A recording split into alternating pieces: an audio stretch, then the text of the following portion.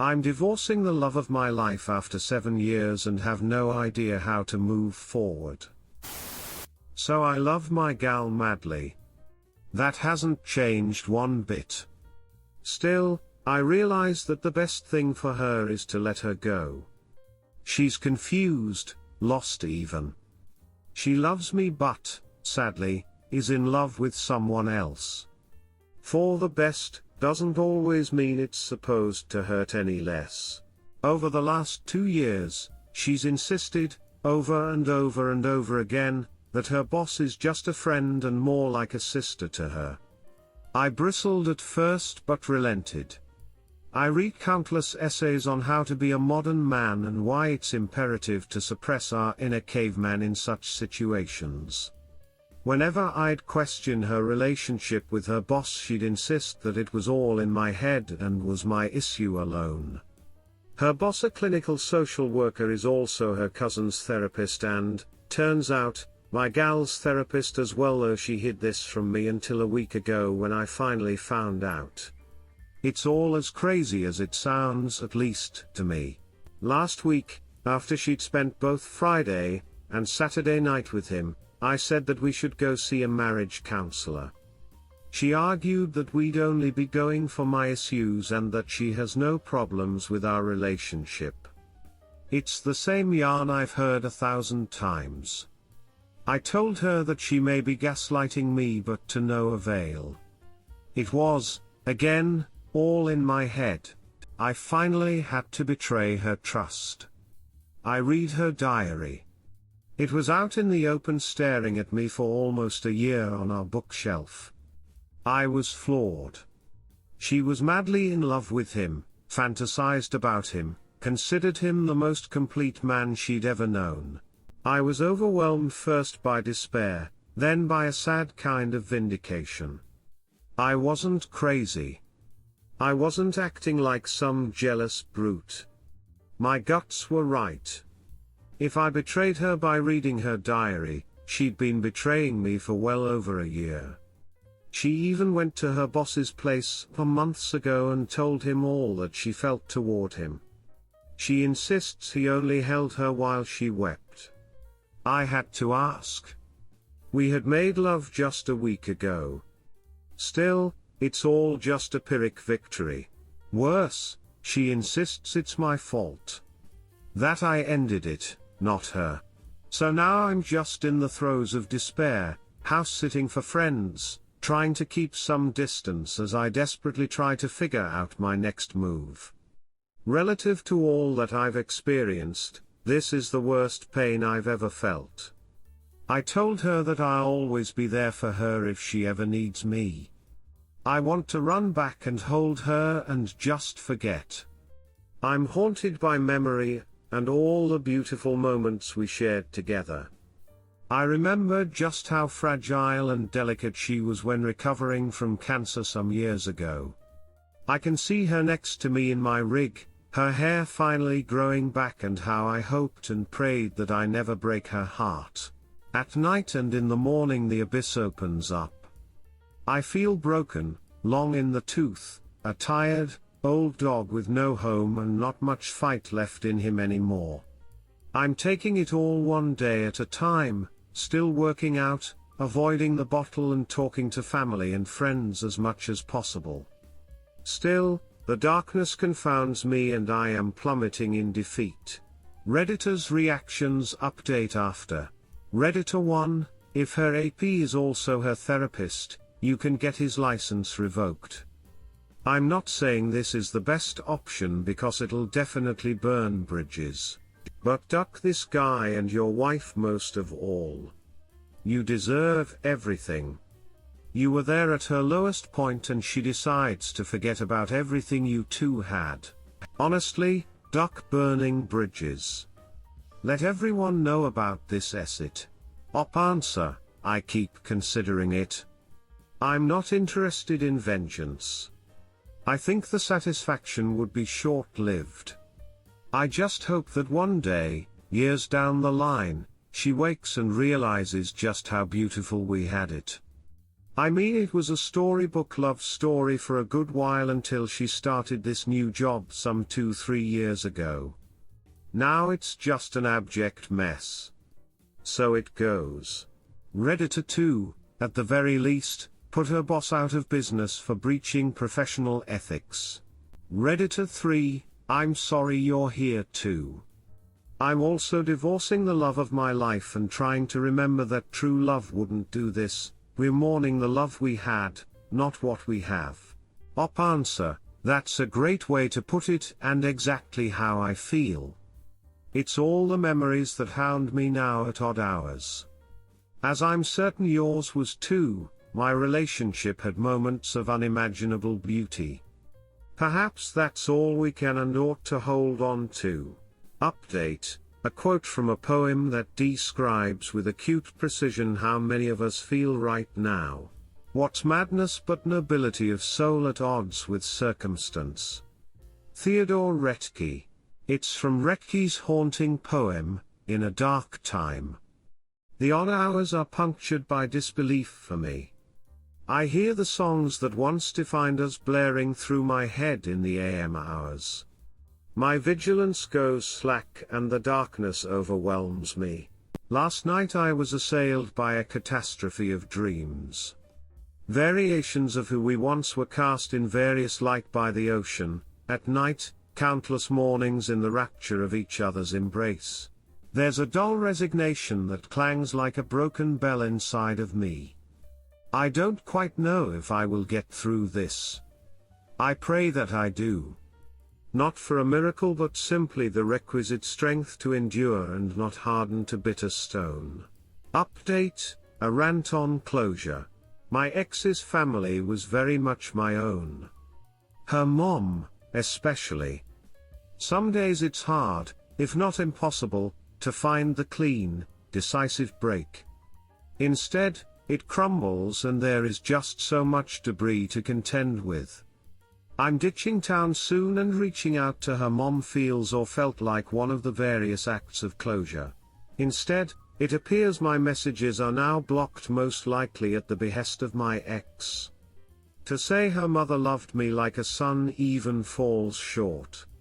I sent her a message telling her that she is in my heart and prayers always, but that her daughter is in love with another man. Maybe that's excessive, I don't know. My ex still doesn't believe she cheated on me, as strange as that sounds, and insists I'm responsible for things ending. We haven't spoken in close to 3 weeks now. It's a very claustrophobic feeling, if that makes any sense, to be wronged then accused of causing the disaster. The absurdity reminds me of something out of Kafka. Anyone else experience such a thing? Any pro tips? Haha. An update on the complexities of my current situation with my ex's cult leader, boss. Hi folks. I'm beginning the process of reporting her boss to the State Board of Social Workers. However, the process seems not only fraught with difficulties but also may likely prove fruitless. I spoke with a former co-worker who confirmed that my ex's boss not only tries to run the social workers under his stead like a gang or a cult, he may also very well be a sociopath, her own words. To make matters worse, this former co-worker offered my ex a position at a well-regarded university that paid $30,000 more roughly a year ago. Apparently, my ex told her that the boss doesn't think I'm ready. I never caught wind of this. Insanity. Aside from the obvious infidelity, it's impossible not to look past the malevolent level of control this man holds over my ex and a few other women that work at this hospital. Again, he was my ex's therapist at work, her cousin's therapist and, at least, 2 other co-workers' therapist. All done on the sly, so I doubt there's any paper trail documenting hours and whatnot. Again, even if I report it, it's essentially my word against theirs and I doubt that my ex or the other women will turn on their boss. As of right now, they almost worship him. Is there anyone here with some kind of professional insight on how I may report this in a manner that's not pointless based on what I've shared? I'm not out for revenge against my ex. I do want to see her boss go down though. He has trespassed so many professional and personal lines, including threatening me. Crazy stuff. Good times. My final update, the police called me. Update, just spoke with the detective. It was a whole lot of nothing. There's no legal issue whatsoever, but the PD had to follow up for the sake of protocol. She was concerned that I was reaching out to her co-workers and friends. I know that shame now plays a big part in her decision, though she refuses to acknowledge any wrongdoing or apologize. The detective even said, "I've been there before," when I mention all the details and my somewhat naive hope and attempts to rescue her from her piece of shit boss. I posted my story and an update a day or so ago. I haven't seen or spoken to my ex since the day I moved out on September 3rd. She stopped by my new place to drop off mail while I was gone a few weeks ago. I politely texted her to not come by again. I feel for her in the sense that she's not at all the same person anymore. Have any of you ever watched the HBO series, The Leftovers? Remember when the wife finally joins the cult? That's exactly how I feel about her now, except that it's a cult of one man, her boss, who is also her therapist. Anyway, I tried reaching out to former co-workers. One confirmed my suspicions through and through. I was emboldened and reached out to a few more. My plan was to report her boss, the CA State Board of Social Workers. Lo and behold, at 4 p.m. this afternoon the police called to inform me that a domestic violence claim has now been made against me by her. I've never even so much as raised my voice against her, let alone anything else. God forbid. I'm usually one to just get quiet and leave for a walk or a smoke when we argued. I haven't even seen her or contacted since the day I moved out. Even when we broke up, I told her that I loved her, but that love was now just about letting go. I know she's been coached by her boss and there's no longer anything I can do. I'm out. Take care. Update. In other news, I was told to apologize to her AP affair partner. So some 4 months later, I finally reached out to get some of my stuff back. Important stuff: my toolbox one of my dearest friends gifted me, a tea set that's been in my family for 40 years, etc. I bounced pretty quick from our old apartment, especially after a rather unceremonious threat I detailed here. I managed to have everything out within 6 hours while she was at work and did not look back. I then went no contact under the guidance of friends and therapists. Of course, as Pascal once quipped, the heart has its reasons that reason knows nothing of. I did try to rescue her from a hopelessly shitty situation, only to have a false DV claim made against me. Obligatory reaction. Anywho, last week I sent her an email explaining that I'd like some of my stuff back. I had to detail why I tried to wake her up from under the toxic spell of her boss for both legal and personal reasons. To no avail, of course. Of course. 2 months of therapy had already prepared for the likely response. It would all be cast back upon me. Sure enough, I was met with a response a week later insisting that I never loved her, I never accepted her, and that only she truly and fully loved me. I often did think my love deficient compared to hers when we were together. She made sure to make me feel that way. Now I'm pretty sure I was misguided. Love is about healthy boundaries and reasonable expectations. It's not some free-for-all jamboree where everyone gets to do all. More importantly, I was told that if I truly loved her, I'd apologize to her and to her AP boss therapist cult leader. According to her, F only tried to save our relationship, and was really looking out for my best interests. Their mornings together at the gym, their nights out, her diary detailing her ardent love and desire for him as some fantastical variation of the Dos Equis guy, that's all moot and secondary, right? Right? Alright, enough ranting on my part. I will now go work out, then bury my face in a burrito. Be well, my friends. If we can't laugh, we can't live. Amen. Update: a few words on the betrayed sharing in the responsibility of their spouse's infidelity. A few recent posts and comments allude to the idea that, ultimately, the betrayed contributed some nebulous percentage to their partner's infidelity. Outside of actual physical and/or emotional abuse, that notion is, frankly, bunk. Relationships are built upon fidelity and trust.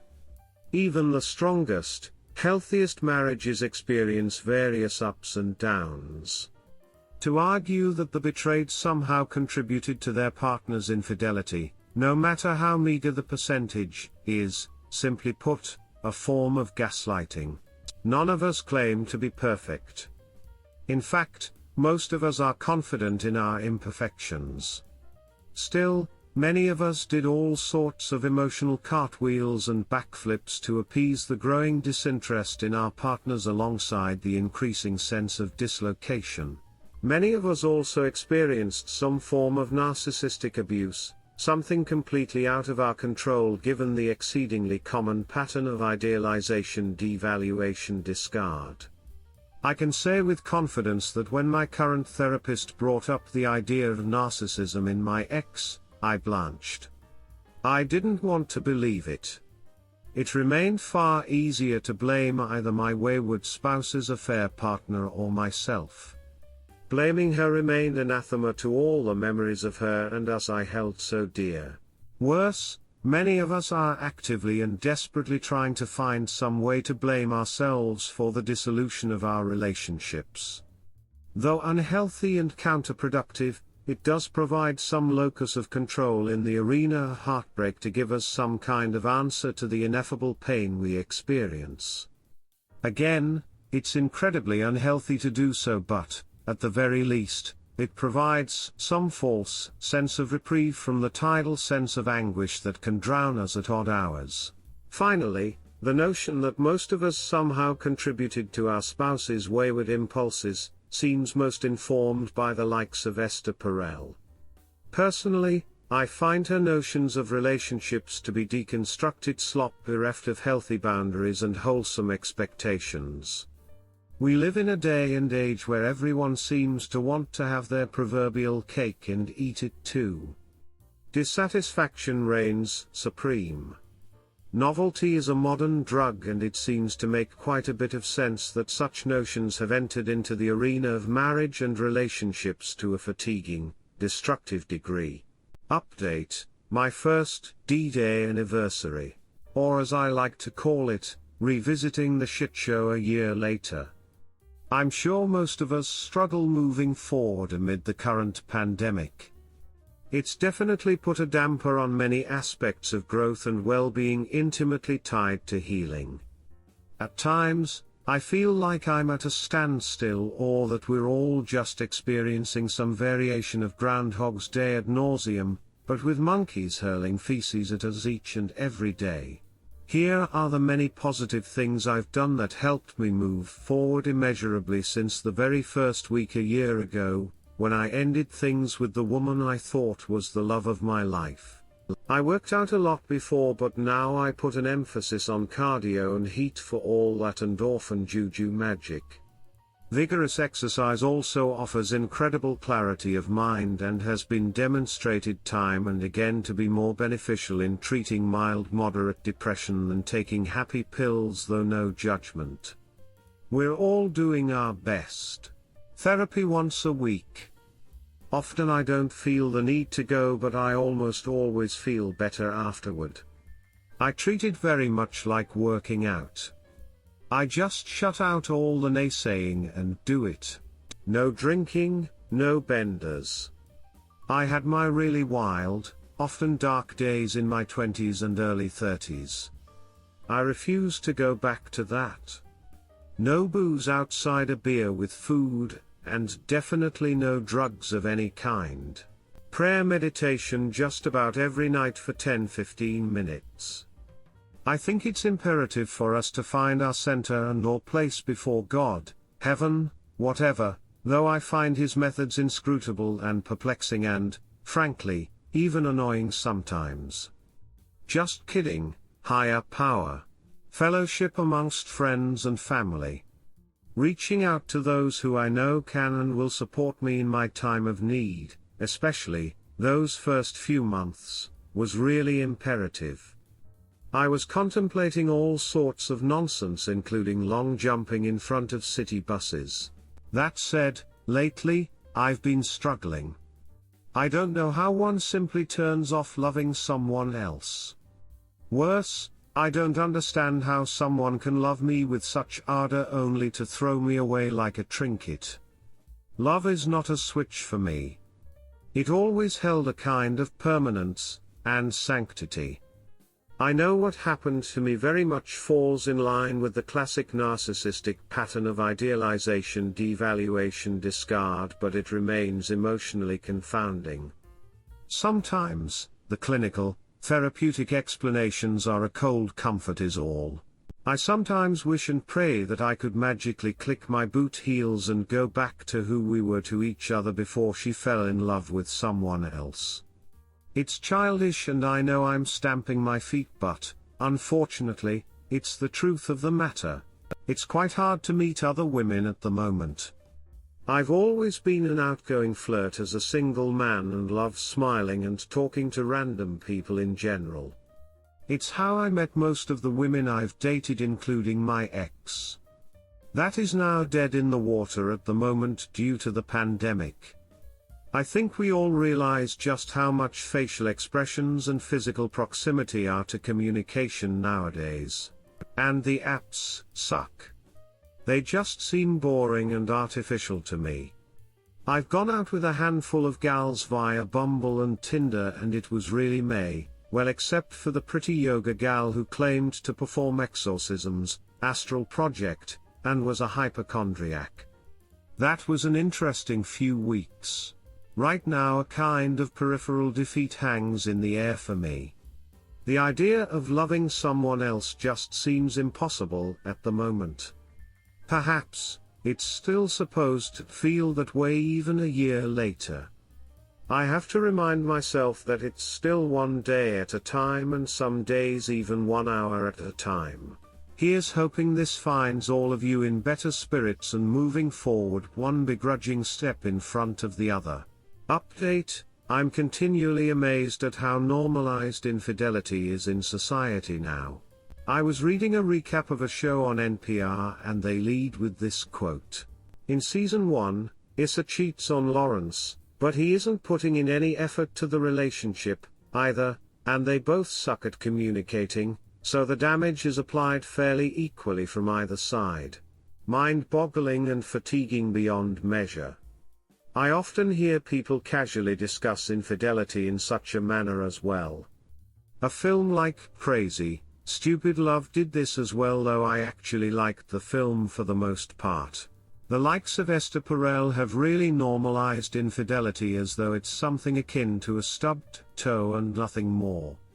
And then folks wonder why anxiety and loneliness are rampant and meaningful connections are, increasingly, at a premium. Good grief. Update: after 3 years, I finally got some closure. It seems some form of madness informs all of our stories. Mine is and was no exception, as my post history will readily tell you. Also, as with most of us, closure is almost impossible to find. Slivers of doubt and uncertainty can show up at odd hours even as time and distance from all that took place continues to heal us. So my ex still goes to my gym. I can't emphasize enough that it's my gym. Well, before we met, this was my gym. I have countless friends and acquaintances there that I shoot the proverbial essay with on a daily basis. Exercise is a boon to my well-being, a kind of active meditation, and an imperative to who I am as a person. For whatever reason, my ex switched from mornings to afternoons and began showing up around the times I would go work out. Initially, I would casually wave or say hello only to be greeted by outright contempt and disregard. I'm continually struck by Darvo and how cheaters play the victim. I soon learned to avoid her altogether. On the week I returned from my father's funeral, amid the bewilderment and grief that his death entailed, I ran into her again and told her he'd passed. Again, she pretended I wasn't standing right in front of her. Instead, she shrugged and walked away. Remember Patrick Swayze in Ghost? That's me, except my ex isn't Demi Moore but maybe Bathsheba from The Conjuring. God bless her anyway. Fast forward another 6 months. The employees at the gym find out that M is my ex. They're shocked, in utter disbelief. Why? What happened? I asked. Apparently, a month or so ago she casually walked up to the front desk and confided to them that she's suicidal. Mind you, she's a licensed therapist and a clinical social worker. My jaw dropped. You know, love just ain't a switch for most of us. Do I want to go back? Not in a million years. The very idea is suffocating when I remember the endless gaslighting. Still, it's about as vexing a sensation as there is to find out the person who betrayed you, who was also the love of your life, is now telling complete strangers she's suicidal. Alas, the plot thickened. It turns out she was dating her boss, F, after all. The same boss she vehemently denied having romantic feelings for during our relationship and even after I ended it. It also turns out that her bosses was two-timing her with another lady from the gym named T. T also happened to be dating the lesbian GM of that very same gym before breaking it off for F. Does your head hurt? Now imagine mine? It was all told to me by the employees of the gym over the span of a few days. For reference, this particular boss is some Nigerian version of Harvey Weinstein and Jim Jones. Not really a stretch either. He's a social worker who drives a 120k Bentley, brags about being from the streets and routinely preys upon the women under his stead. My ex considers him the most complete man she's ever known, and this other lady referred to him as a god. So it goes, right? Continued in comments. Redditor's reactions with op update. Op comment, I ran out of space, but here are the final 2 paragraphs. After hearing all of this, a bittersweet relief set in, the kind we might call closure. This wasn't my problem at all. In fact, it's none of my business. Now I certainly hope M takes care of herself, and I don't wish bad upon her at all, but what a tangled web we weave, when first we practice to deceive. As for me, I've been dating a ton this past year and half. It's fun. Sometimes, a lot of fun. Sometimes, a total headache too. My biggest obstacle is allowing myself to be open again, to be vulnerable, to seek that same joy I thought I once had and not just fleeting flings. It's a steep mountain to climb again, but here I am, one step at a time. Amen. Redditor follow-up, a lot of these comments are garbage op. I'm going to flat out say it, you are a super courageous dude and you are handling yourself and your ex with class. Frankly, I think your attitude and actions are worthy of admiration. I'm actually pleased to see that you can still have compassion for your ex while acknowledging that you don't want to get back with her. It shows that you have gained a lot of wisdom and that you did not allow her to change you into a worse person. Best of luck to you. Redditor 2, funny thing, she couldn't care less about your well-being, she even treated you incredibly coldly when your father passed away. But when she was cheated on, she got suicidal. This really tells you all on how much she's selfish and lack empathy. She doesn't deserve an ounce of empathy from you, keep ignoring her and stay away from her as much as possible. Redditor 3, I'm glad you got some semblance of closure. Keep living your best life, dude. Redditor 4, I ran into her again and told her he'd passed. You need to stop this, my man. You need to realize she doesn't care. She doesn't care about anything related to you. You need to get over her. And stop being a nice guy. Have you read No More Nice Guy? This is the perfect time to start. Redditor follow-up, disagree. He's not seeking her out, he ran into her? He's also being the bigger man. In fact, I bet it really steams the hell out of her that he is able to be calm and civil, and I think Op is doing a great job of healing himself, and this goes a long way towards proving that her infidelity doesn't have a grip on him anymore. If anything, I think Op has a lot of courage and I admire him for his attitude.